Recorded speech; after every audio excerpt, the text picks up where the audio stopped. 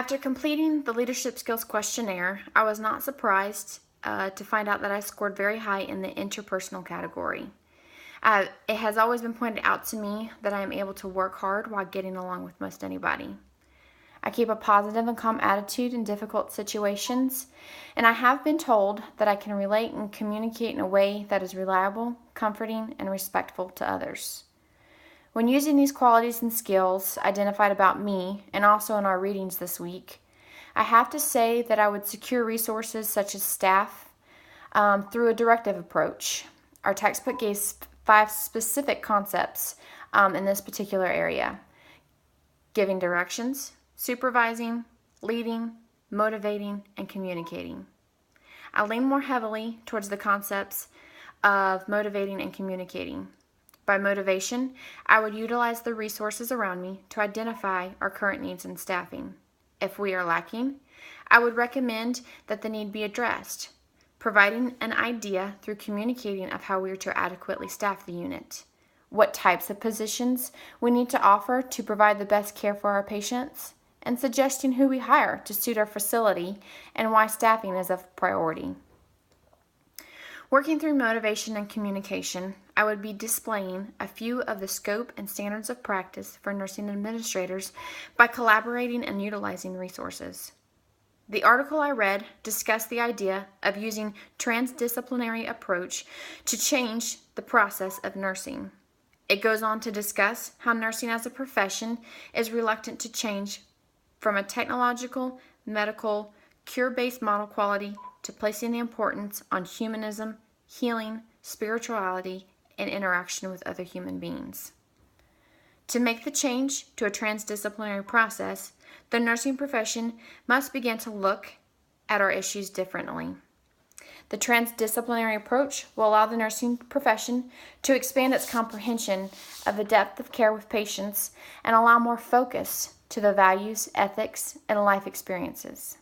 As Gene Watson stated, the transformation of healthcare ultimately has to come from a shift in the consciousness and intentional actions of practitioners themselves, changing healthcare from the inside out.